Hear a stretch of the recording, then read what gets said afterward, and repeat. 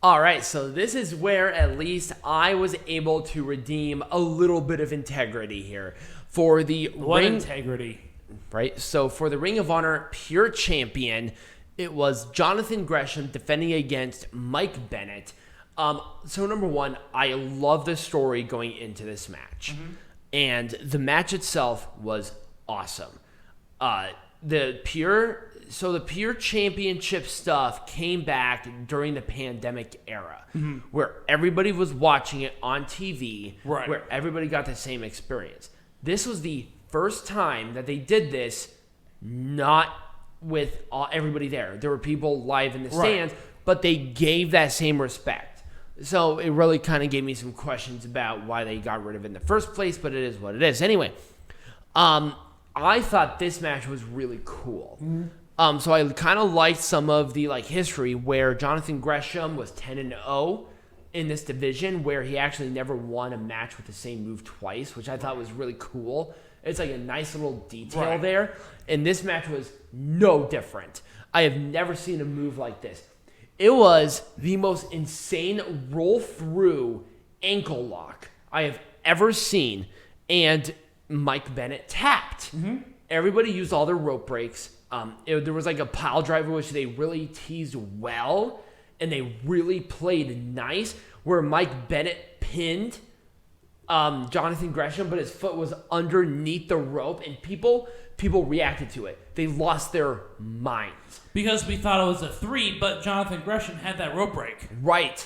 And so the referee saw the rope break after the 3 counts. Right. But there was no bell that was rung because the referee saw it as he was putting that third pat down. But people popped hard because they thought that was it. Right. And it's like one of those things where live crowds will do that and you just can't replicate it. Right. You can't not. I mean, people are going to react in the moment. And that's what really is missing with the lack of live fans. And now we're getting that here, especially actually after this week, which I'm so excited for, especially with this. But Mike Bennett did not get it there, but it was like this crazy ankle lock for him to tap out for Gresham to retain the belt. Right. Now I chose Gresham to retain the championship, but I really wish Bennett won. I like Gresham as the pure champion, but I feel like he's kind of putting a stranglehold on the title, and I'm not the biggest fan of that. Maybe that's a heel turn for him in the future. Who knows? Mm-hmm. We'll see. But I thought this match was great. This kind of stuff right here is really going to put this pure division on the map, especially with a live crowd. So I'm really excited to see what they do because of the circumstances given. All right, so how are we going to make Ring of Honor Majestic again? Let us start with this match. So number one, I like the match itself, but the orientation of the match was a very poor decision. This should not have been the opening match for the show. Period. End of story. It should not have been. This should have been either the 4th match in or the 9th match in as a toilet break match. I'm sorry. There was not really a big rivalry going into this match. I couldn't care less about this match. It just was there. Right. I just think they want to do a Briscoes match, and it's honestly, the Briscoes at that point are a little overrated. Might as well have Jay Lethal and Brody King. Brody King, Lee King. Anyway, let's talk about the next one. I'm not going to really give too much fault in this because, number one, I thought the match itself was fine. The rivalry... Well, again, here's the thing about this tag team. Here's the thing about this. It was not about these two teams in general. It was about the factions that they were involved with. Right. Violence Unlimited, obviously the name speaks for itself. Right. And Los Inmamables. No, the Foundation. The Foundation. But Los Inmamables is part of that same team. Los Ingobernables. Los Inmamables. It's La Facción Ingobernable in this company. It's La Facción Ingobernable. Just say La Facción instead of looking like an idiot. Anyway. LFI. Yeah. Just say LFI. Anyway, I thought the match was fine. So with given the circumstances of like the car wreck or whatever the hell happened with with Tracy Williams, and them changing it like twice, it was kind of weird. Right, it was kind of weird. But they did end up pulling off a decent little match. I'm not mad about it. But again, the problem is that it was not about the tag teams themselves. It was about the overall faction. Right. It was fine. So let's talk about. Okay, I really can't say anything about this. You can't make this any more Majestic than it was. It was a Majestic match. It was a great match. It was a great match. Great rivalry going into it. I love how they're really promoting Dalton Castle, saying, "I have things to do. I have this and that." So, it was fun. So Draper, Castle, and Isom they're not a part of a faction though, are they? Mm-mm. Whereas the other three, they are. Shane Taylor Promotions. Right. They're part of Shane Taylor Promotions. So you're giving the three... I mean, I love it because there's a depth to that tag team division. Right. I mean, it's not even a tag team division. It's a factional division. Right. So I think that what I like about ROH is that there's that depth. But let's talk about the depth. Let's talk about the women's tournament that's happening this month. Who made their debut was Chelsea Green. Chelsea Green made her first appearance, and she unraveled WWE in a sentence. And then she's like, I guess her arm is still hurt. I don't know how. I feel like they botched the surgery or something. But she still has a cast on her arm, so her match is the very last one. Here's the thing. So people are like, oh, why didn't they do a close-up of the Ring of Honor World Champion? Or the Ring of Honor Women's Champion? They're not done with it. Yeah, that was a mock-up. No, it was it was one of those toy replicas of the Ring of Honor World Champion.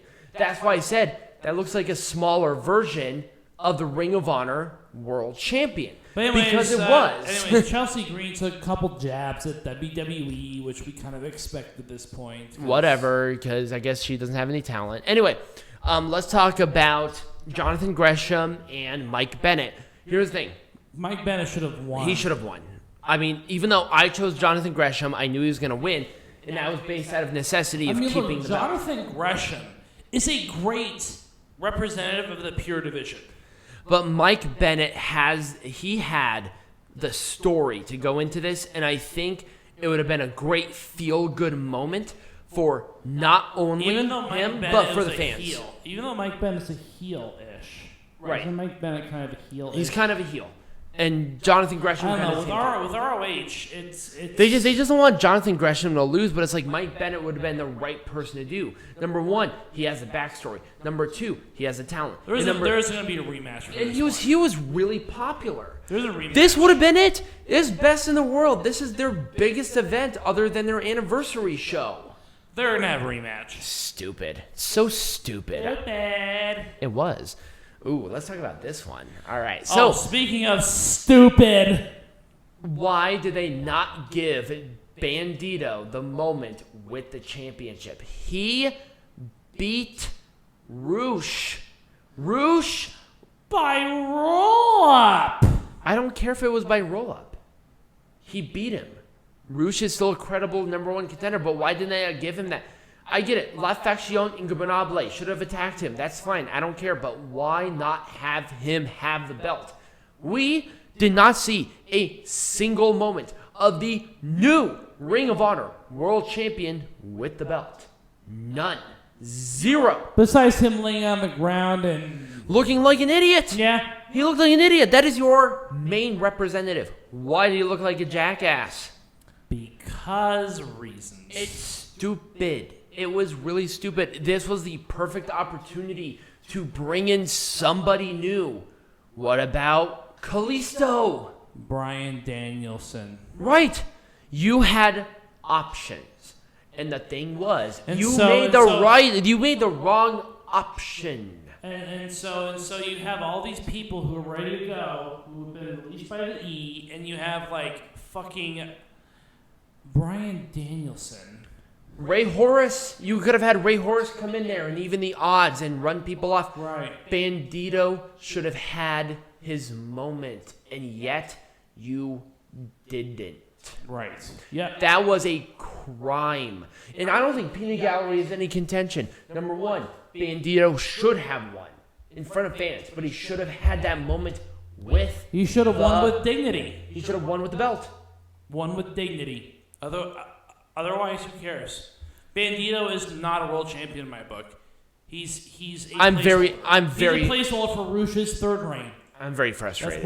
That's what it is. And it sucks because Bandido is very good. Yeah. No, Bandido is a placeholder. Anyway, let's talk about the next one. So, number one, why did Rush lose it, but then Dragon Lee win the Ring of Honor World TV Champion? Well, so number one, Tony Deppen was a replacement. That's literally what he was. As soon as Dragon Lee was healthy enough, he was ready. Yeah. So, maybe Rush is hurt somewhere? I don't know. That's weird, isn't it? That's what I'm thinking. Maybe that's the only reason that he could have won that that Bandido would have won that champion by roll-up. It was because Rush was hurt. That's it. That, or maybe he has a visa issue because he still lives in Mexico. Right, but it's like, come on. Nobody cares. Well, they fucking do. It's Ring of Honor. But anyway, so yes, Dragon Lee won the belt. Here's my thing. I really wish Tony Deppen won this because now Tony Deppen looks like a paper placeholder champion, and he's good enough. That's all he's going to be. Right. It's like, unless he does something great and wins it back, there's no way. All right. I just can't take that seriously. They just made a really wrong call with this. Wait until later for Dragon Lee to win this title back, or have Tony Deppen win it, win the match again, and have him defend against Dragon Lee again, and then lose it then. Right. But I feel like with this quick change around, that was kind of what happened. Right. All right. Once again, here's where I might have a problem. Let's talk about this one. Number one. I like the rivalry going into it, and the match was fine, and I was not offended by it. EC3 looked great. Mm-hmm. And also, so the people were so behind Flip Gordon, and he slapped EC3 a couple of times and continued. Hallelujah. It was right there on EC3's cheek. I'm like, wipe it away. But anyway, why? Flip Gordon is going for the Ring of Honor World Champion at Glory by Honor so why did in a month. Why did he lose? EC3 could have faced anybody else. Mm-hmm. What I'm saying is that EC3 and Flip Gordon, they both should have won, but they should have won different matches. Right. You shouldn't have to make this. You shouldn't have to make this decision. They've put themselves into this corner because they already announced that Flip Gordon was going to face either Rouge or Bandido for the Ring of Honor World Champion at Glory by Honor on Saturday. Why did they do that? This made no sense. They booked themselves into a corner. This is WWE level mistake. Right. Here's my thing. If they really want to do something like this, if you want to make this shit Majestic again, make it a number one contender match. Right. Then whoever won it, even if it was EC3, he would have earned his opportunity. Exactly. And then you had either Rouge versus EC3 or Bandido versus EC3. I would have been cool with either one. You had the comeback kid versus Flip Gordon, and you already announced him as number one contender. You already announced Flip Gordon. I thought he was going to why? What was the point of this? This was best in the world. Like Glory by Honor, you would have done this stupid shit if you want to do stupid shit. This was such a bad choice. Right, it was. It was a bad choice, not for the match itself, but for putting these two together where they both had something to prove. Right. Let's talk about this one. No one cared. So what about this? Why not switch some of the contenders for these matches? Let's do Josh Woods and EC3, and then Flip Gordon and Silas Young and do that. Exactly, and then Josh Woods and Silas Young are the losers for both of those matches. Right. Or vice versa, or whatever they're going to do. Right. But the point is that EC3 and Flip Gordon both get the chance to fucking win. Right. Why? Why did they do that? And then, obviously, it was Josh Wood and Silas Young. They had a rivalry. Right. They had a rivalry going into it. The match itself was very, lackluster. It was a wet fart in church. It wasn't very good. It was a fart that you're not trusting. It was a fart. Right. So, it was what it was. I don't know what to do this. I would have done maybe something a little more personal, a little more intense. Maybe book the match a little bit differently, but that's a producer problem, not a booking problem. So, I loved how they booked this. I loved it. Did we talk about this already, Jay Lethal? No? Oh. No, we talked about the result of it later because we skipped over it. So, anyways, Jay Lethal and... This was the right call. Yes. By 100%. Right. Even though you chose Jay Lethal. Jay Lethal was already an established main eventer. He can lose him 10,000 matches. He is the Hiroshi Tanahashi of this promotion. That's true. He can go for any belt, no problem. He is a good person to go for the world title. He was there to put somebody else over. And that's what they needed to do with Brody Lee. If Brody Lee lost this, they killed Brody Lee. Brody King. Brody King. I swear to God. I did that again. They did this so great with Brody King. Do I have to, replace you? No. Because you already have your own mic. I would have done the same thing on that one. It wouldn't have made a difference. But they needed to do something with Brody King to make him an established competitor. I'm going to hit you. So I'm going to push him out of the way. Right? So the problem is that Brody King needed this win. Jay Lethal did not. And they made him look so strong as well. They did this right.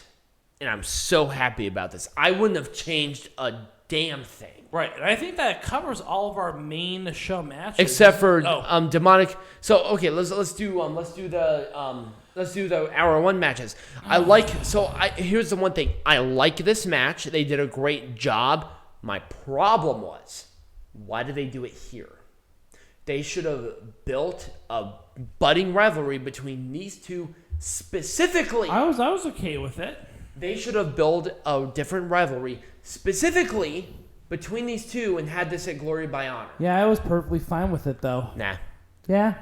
Now, this match should have been on hour one. Danhausen and PCO are the next number one contenders for the Tag Team Championships.